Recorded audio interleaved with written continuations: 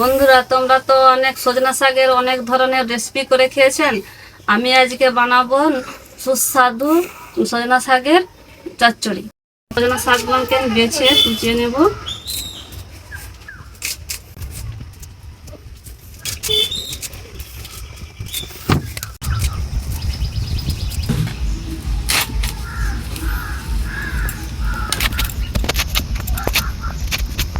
শাকের চচ্চড়ির জন্য আমি আলুগুলোকে কেটে নেব।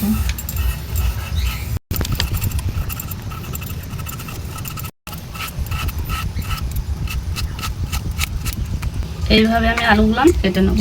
একটা পেঁয়াজ আমি কেটে নেব।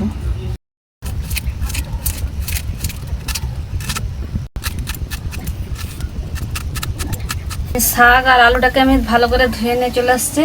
নুনটা ধরে নিয়েছি। আমি এবারে কড়াই বসে দিলাম।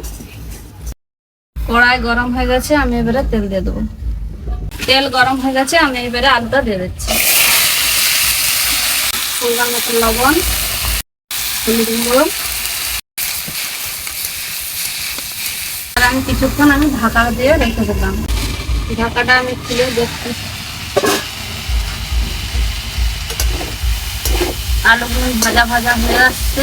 আলুগুলো ভালো করে সিদ্ধ হয়ে ভাজা হয়ে গেছে। আমি এবারে বেটে রাখা সাদা সরষা, সাদা জিরে আর লঙ্কা বাটা আমি দিয়ে দিলাম।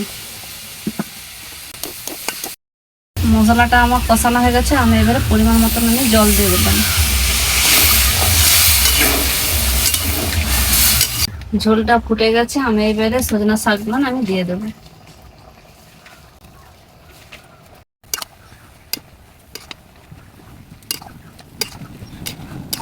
একটু সেদ্ধ হওয়ার জন্য আমি একটু ঢেকে রেখে দিলাম। কাটা খুলে দেখি শাকটা সেদ্ধ হয়ে যাচ্ছে কিনা।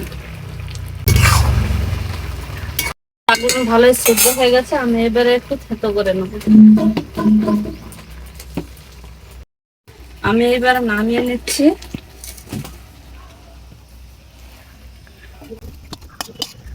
এবারে ফোড়ন করে নেবো। আমি এবারে সরষের তেল দিয়ে দিলাম। ফোড়নে দেবো গোটা তেজপাতা আর শুকনো লঙ্কা আর 5 ফোড়ন। এবার আমি দিয়ে দেবো পেঁয়াজ কুচি। এবার আমি তরকারিটাকে সম্বাদ দেবো।